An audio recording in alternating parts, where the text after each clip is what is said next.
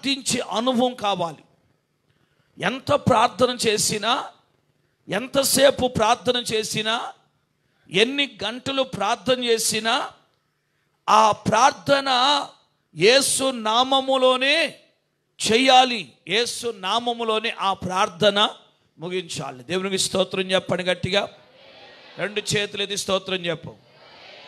హల్లెలూయా, హల్లెలూయా. ఆ ప్రార్థన అలాగూ చేయాలి. అలాగూ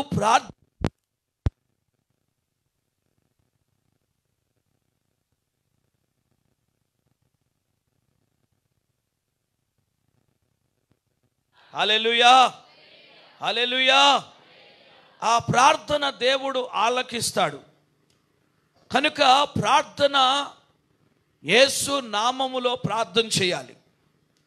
పాత నిబంధన కాలములో యెహోవా నామమున ప్రార్థన చేశారు.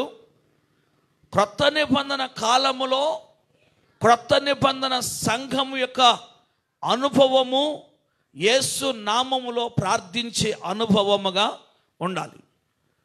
అందుకే ప్రభు చెప్తాడు, నా నామమున మీరు ఏది అడిగినా తండ్రి అది మీకు అనుగ్రహిస్తాడు అని మనం చూస్తాం. కనుక యేసు నామములో ప్రార్థన చేయాలి. ఇప్పుడు కోరేషు ప్రార్థన చేస్తూ ఉన్నాడు. అసలు ఈ కోరేషుకి ప్రార్థన ఎలా అబ్బింది? ప్రార్థన ఎలా చేయగలుగుతున్నాడు? యెహోవా నామములో ప్రార్థించాలని అతనికి ఎలా తెలిసింది? ఎవరు నేర్పించారు? దేవుని లేఖనాలు మనం పరిశీలన చేస్తున్నారా? ప్రభు అయినటువంటి యేసుక్రీస్తు తన శిష్యులకి ప్రార్థన చేయటం నేర్పించాడు. వారికి ఎలా ప్రార్థించాలో తెలియదు. వారికి ప్రార్థన అనుభవం లేదు. ప్రార్థన అనుభవము లేనప్పుడు ప్రభు అయినటువంటి యేసుక్రీస్తు వారికి ప్రార్థన అనుభవాన్ని నేర్పించి వారిని గొప్ప ప్రార్థనా పరులుగా ఆయన చేశాడు. ఆ ప్రార్థన ఆయన ఎలా నేర్పాడు అనంటే, పరలోకపు ప్రార్థన మొదటగా వారికి నేర్పించాడు. ఈ ప్రార్థన మీరు చేస్తూ ఉండండి, ఈ ప్రార్థన మీరు అలవాటు చేసుకోండి. ఇలాగూ ప్రార్థన చేయటం మీకు వస్తుంది. ప్రార్థన చేయటం అలాగూ వచ్చిన తరువాత ఇక మీరు ఎంతైనా ప్రార్థన చేయగలుగుతారు. పరలోక ప్రార్థన చేయటానికి ఎంత సమయం పట్టింది? ఎన్ని గంటలు పట్టిందో తెలుసు? అసలు పరలోక ప్రార్థన చేయాలంటే పరలోక ప్రార్థన చేయటం అంటే సామాన్యమైన విషయం కాదు. చాలా గంటలు పడుతుంది. అది అన్ని గంటలు ఎక్కడ చేస్తారు అసలు ఆ ప్రార్థన? దేవుని స్తోత్రం. మీకు వచ్చా ప్రార్థన? పొరపాటున వచ్చా? అందరూ చేయండి ఒకసారి ప్రార్థన, పరలోక ప్రార్థన చేయండి ఒకసారి. పరలోకమందున్న మా తండ్రి, నీ నామం పరిశుద్ధపరచబడును గాక, నీ రాజ్యం మాకు వచ్చుగాక, నీ చిత్తం పరలోకమందు నెరవేరుచున్నట్టు భూమి యందు నెరవేరుగాక. మా అనుదిన ఆహారం నేడు మాకు దయచేయము. మా ఎడల అపరాధం చేసిన వారిని మేము క్షమించిన ప్రకారం అపరాధము క్షమించుము. శోధంలోనికి తేక కీడు నుండి తప్పించుము. రాజ్యము, శక్తి, మహిమ నిరంతరము నీవై ఉన్నావు తండ్రి. ఆమేన్. ఎన్ని గంటలు పట్టింది? దేవుని స్తోత్రం, హల్లెలూయా. ఒక్క నిమిషం పట్టింది. దేవుని స్తోత్రం, హల్లెలూయా.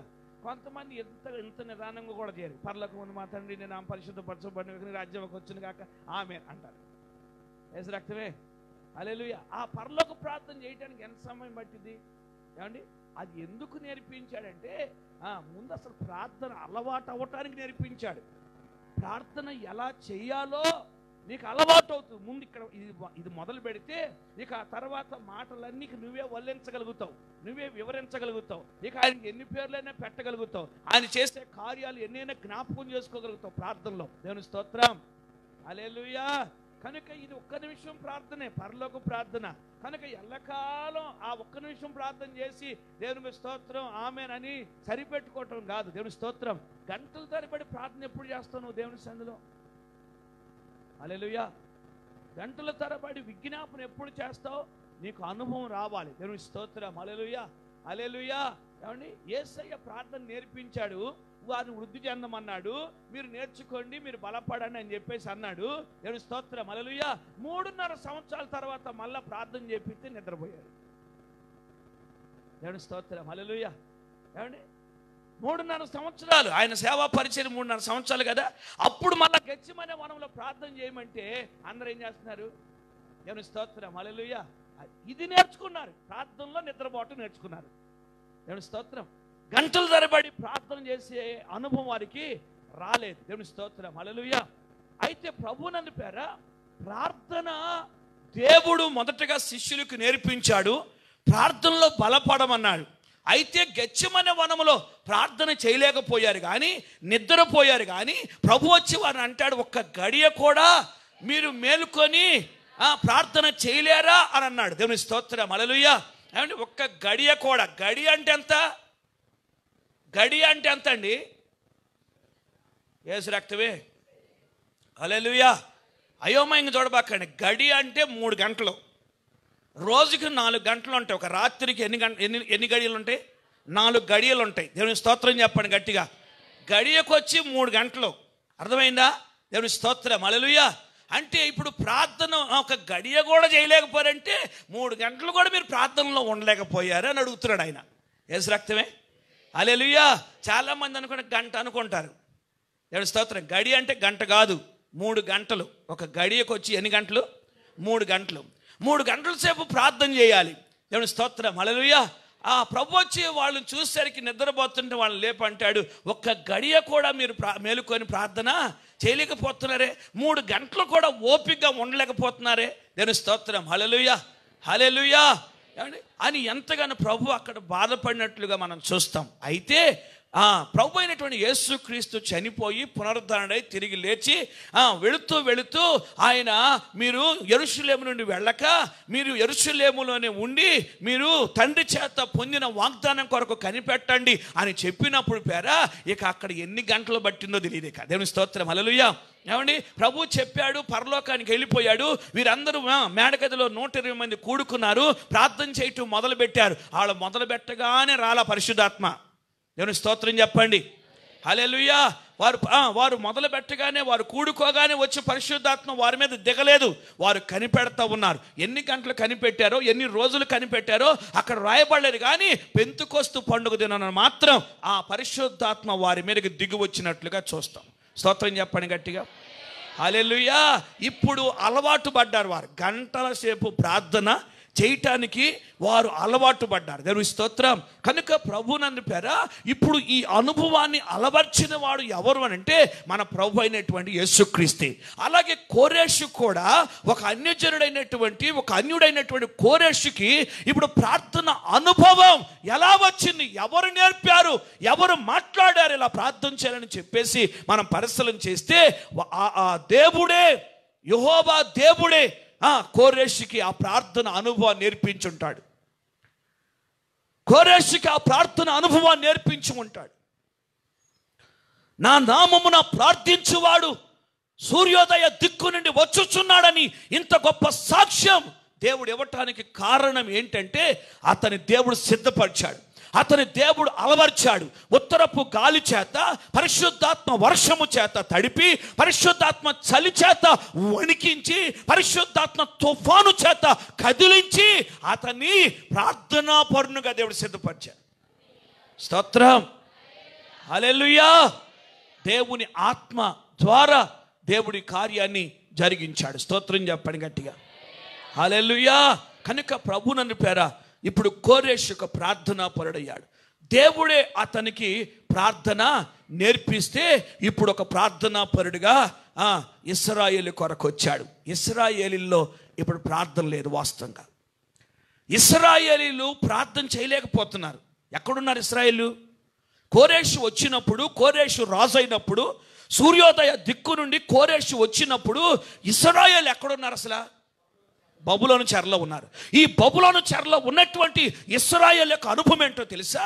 ఇశ్రాయేలీలు ప్రార్థన చేయలేకపోతున్నారు, పాటలు పాడలేకపోతున్నారు, దేవుని స్తుతించలేకపోతున్నారు, దేవుని వైపు చూడలేకపోతున్నారు. ఇశ్రాయేలు బబులోనీయులు వచ్చి పాటలు పాడండి, మీ సియోను పాటలు బాగుంటాయి, ఒక పాట పాడండి మేము వింటాం అంటే వారు పాటలు పాడలేక వారు తమ సితారాలను నిర్వంచి చెట్లకు తగిలించారు.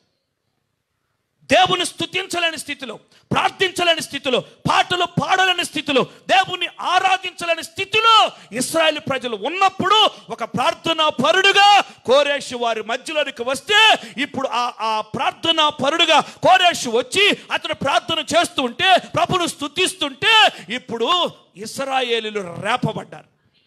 దేవుని స్తోత్రం, హల్లెలూయా. కోరేషు ప్రార్థన ద్వారా, కోరేషు విజ్ఞాపన ద్వారా, కోరేషు స్తుతి ద్వారా ఇశ్రాయేలు ప్రజలకి రోషం వచ్చి వారు కూడా ప్రార్థన చేయటం మొదలుపెట్టారు. ఇక దేవుని స్తుతించటం మొదలుపెట్టారు, ఇక దేవునికి మొర్ర పెట్టడం మొదలుపెట్టారు, ఇక దేవుని ఆరాధించటం మొదలుపెట్టారు. దేవుని స్తోత్రం. ప్రార్థన చల్లారిపోయిన స్థితి ఇశ్రాయేలుది. సన్నగిల్లిపోయారు ఆత్మీయ జీవితంలో. పాటలు పాడలేని స్థితి, దేవుని స్తుతించలేని స్థితి, ఆరాధన లేదు, దేవుని వైపు చూసేది కూడా లేదు. ఎంతో భయంకరముగా కృంగిపోయిన పరిస్థితిలో ఉన్నారండి. దేవుని స్తోత్రం. బాధలు వచ్చినప్పుడు, కష్టాలు వచ్చినప్పుడు ఏం చేద్దాంలే ప్రార్థన అని అనుకుంటారుగా, అవునా కదా? ఏం చేద్దాం ప్రార్థన, ఎంత చేసినా ఆయన ఇంట్లో లేదు, ఏంటి బాధలు, ప్రార్థన చేస్తుంటేనే బాధలు ఎక్కువైపోతున్నాయి అని చెప్పేసి అనుకొని కొంతమంది ప్రార్థన చేయటం కూడా మానేస్తారు. కానీ కోరేషు ప్రార్థన లేక చల్లారిపోయిన స్థితిలో ఉన్న ఇశ్రాయేలును, పాటలు పాడలేక చల్లారిపోయి ఉన్న ఇశ్రాయేలును, స్తుతి లేక చల్లారిపోయి ఉన్న ఇశ్రాయేలును మరలా కోరేషు ప్రార్థన పురికొల్పిందని నేను ప్రభు పేరిట మనం చేస్తున్నాను. హల్లెలూయా, హల్లెలూయా. కనుక ప్రార్థన సంఘాన్ని పురికొల్పాలి. నీ ప్రార్థన నీ సంఘాన్ని పురికొల్పాలి. నీ ప్రార్థన నీ ప్రక్కన్న వారిని పురికొల్పాలి. నీ ప్రార్థన రేపుతో ఉండాలి ఒక్కొక్కరిని. దేవుని స్తోత్రం, హల్లెలూయా, హల్లెలూయా. ప్రార్థన చేయాలి. దేవుని సన్నిధిలో ఆసక్తిగా ఆత్మతో నువ్వు ప్రార్థించినప్పుడు నీ ప్రార్థన మరొకరిని పురికొల్పుతూ ఉంటుంది. ఆ ప్రార్థన ధూపం వల్ల దేవుని యొద్దకు వెళతా ఉంటుంది. దేవుని స్తోత్రం, హల్లెలూయా. కనుక ప్రభు నన్ను పేర ప్రార్థించేవాడు ఒకడు వచ్చాడు. దేవుని వాక్యంలో మనం పరిశీలన చేసినట్లయితే పేర సామెతల గ్రంథం 15వ అధ్యాయం 8వ వచనాన్ని చదువుదాం. సామెతల గ్రంథం 15వ అధ్యాయం 8వ వచనం. భక్తిహీనులు అర్పించు బలులు యెహోవాకు హేయం, యథార్థవంతుల ప్రార్థన ఆయనకు ఆనందకరము. దేవుని స్తోత్రం, హల్లెలూయా. యథార్థవంతుల ప్రార్థన ఆయనకి ఎలాంటిదంట? ఆనందకరము అని అంటాడు. దేవునికి స్తోత్రం, హల్లెలూయా. ప్రభు నన్ను పేర యథార్థముగా ప్రార్థన చేయాలి. యథార్థవంతులుగా ఉండి మొరపెట్టినప్పుడు, యథార్థముగా దేవుని ప్రార్థన చేసినప్పుడు ఆ ప్రార్థన దేవునికి ఆనందకరముగా ఉంటుంది. కనుక నువ్వు ప్రార్థన చేయటం మాత్రమే కాదు, నీ ప్రార్థన దేవునికి ఆనందకరముగా ఉండాలి, ఆనందకరముగా ఉండాలి. 147వ కీర్తన 11వ వచనం చదువుదాం. 147వ కీర్తన 11వ వచనం. తన కృప కొరకు కనిపెట్టు వారి యందు యెహోవా ఆనందించువాడై ఉన్నాడు. హల్లెలూయా, హల్లెలూయా.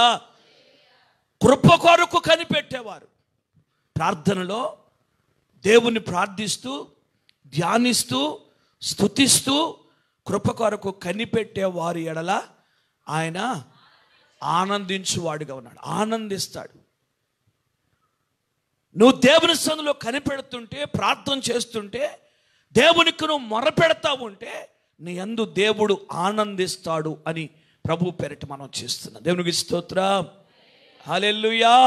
అలాగే దేవుని వాక్యంలో మనం పరిశీలన చేస్తే ఎంతోమంది భక్తులు యెహోవా నామములో ప్రార్థన చేశారు.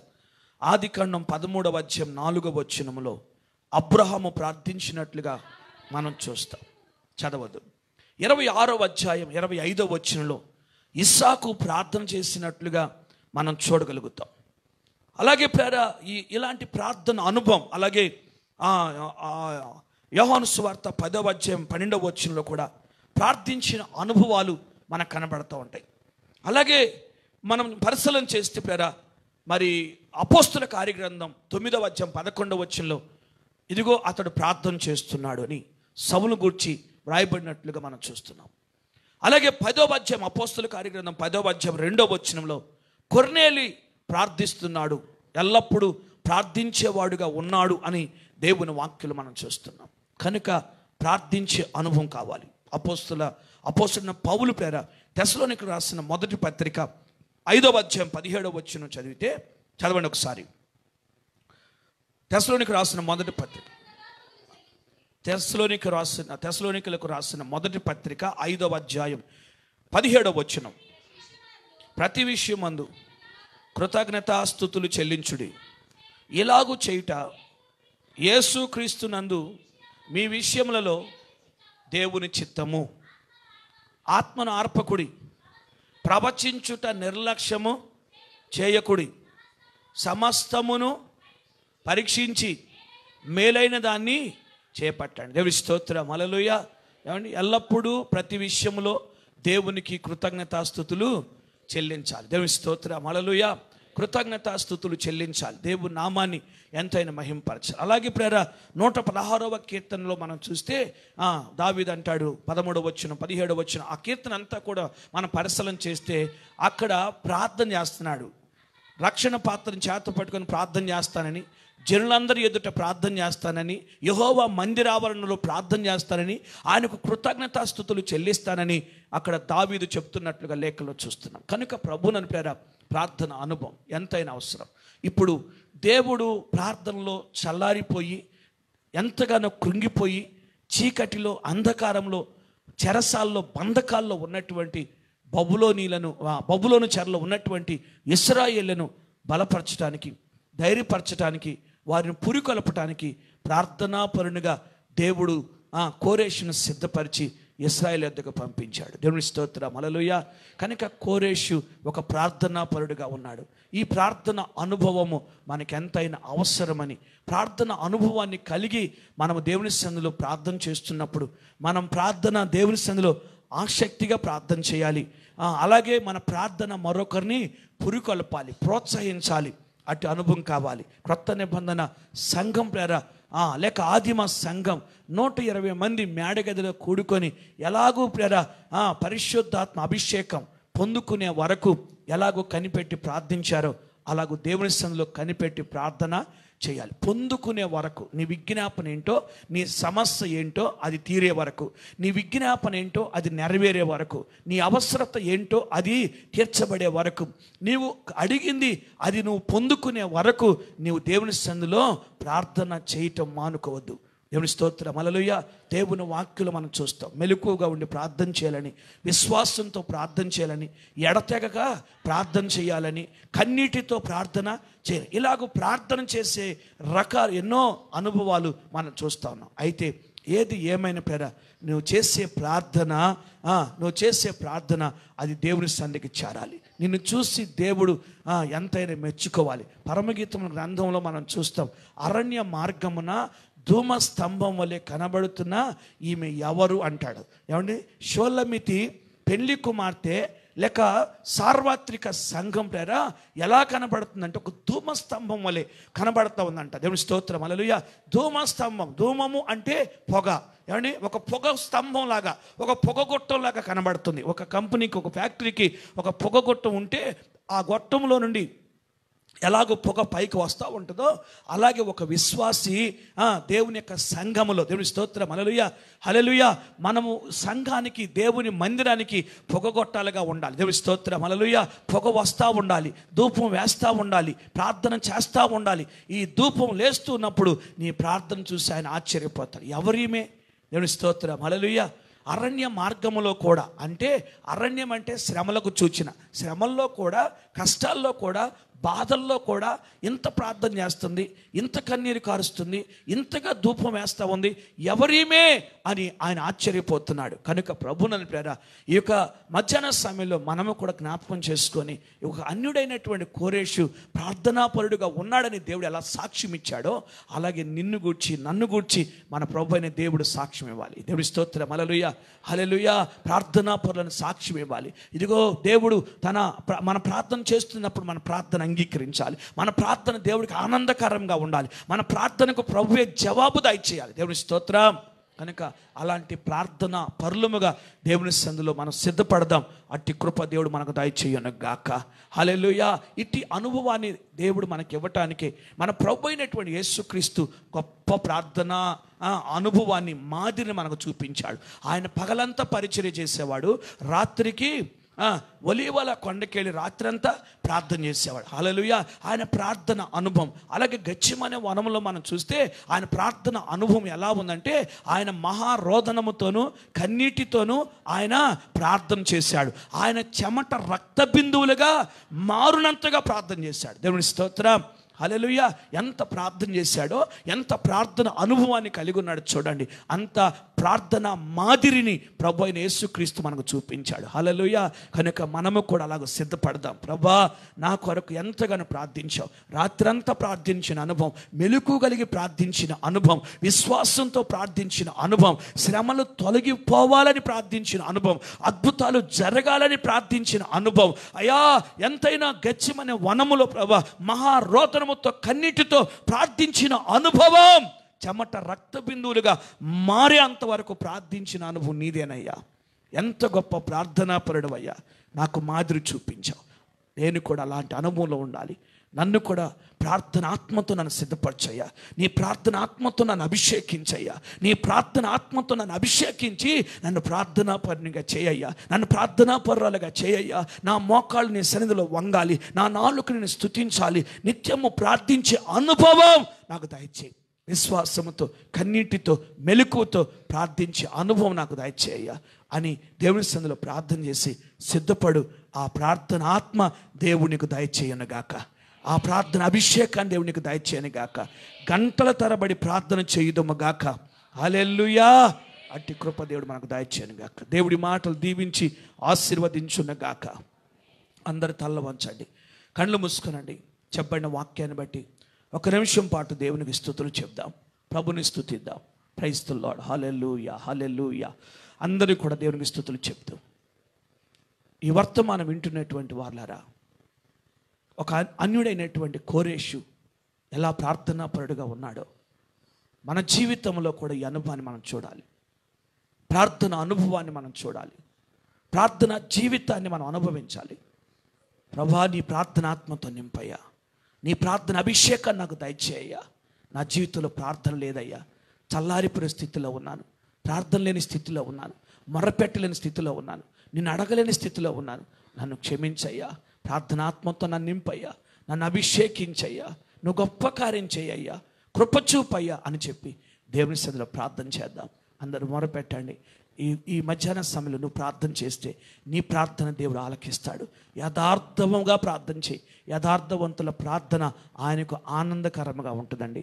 కనుక ఆయన సన్నిధిలో యథార్థముగా ప్రభు సన్నిధిలో ప్రార్థన చేద్దాం. నిజంగా మొరపెట్టుకుందాం, నిజంగా ప్రభుని వేడుకుందాం, ప్రభుని స్తుతిద్దాం. అందరొకసారి మీ చేతులు దేవుని సింహాసనం వైపు ఎత్తి దేవునికి స్తుతులు చెప్పండి. హల్లెలూయా చెప్పండి. తలలు పైకి లేపండి, చేతులు పైకి ఎత్తండి. అందరూ కూడా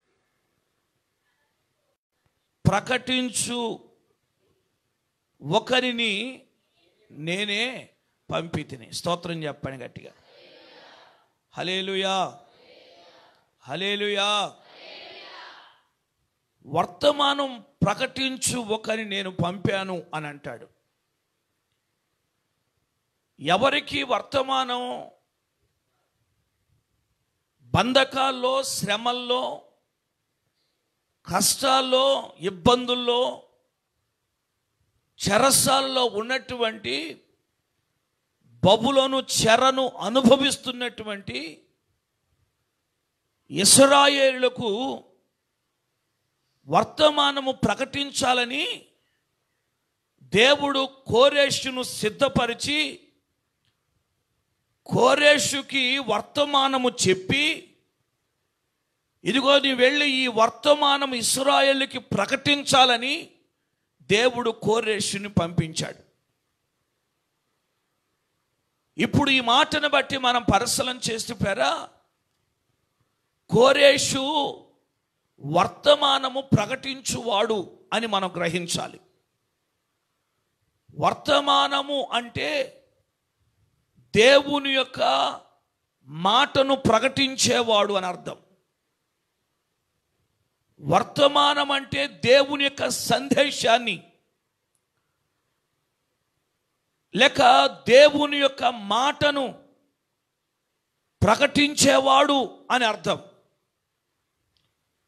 దేవుడు ఏమి చెప్పాడో, ఏమి ప్రకటించమన్నాడో, ఆయనకు ఏ వర్తమానము తెలియచేశాడో ఆ వర్తమానాన్ని ప్రకటించడానికి కోరేషు బయలుదేరాడు. కనుక ఇప్పుడు కోరేషు యొక్క మరొక అనుభవం ఏంటంటే అతడు ప్రకటించువాడు. కోరేషు ఎవరు? ప్రకటించేవాడు. కోరేషు ప్రకటించేవాడు. ప్రకటించు వానినిగా దేవుడు ఎన్నుకున్నాడు. అతడు వెలిగించేవాడు మాత్రమే కాదు, అతడు నీతిని జరిగించువాడు మాత్రమే కాదు,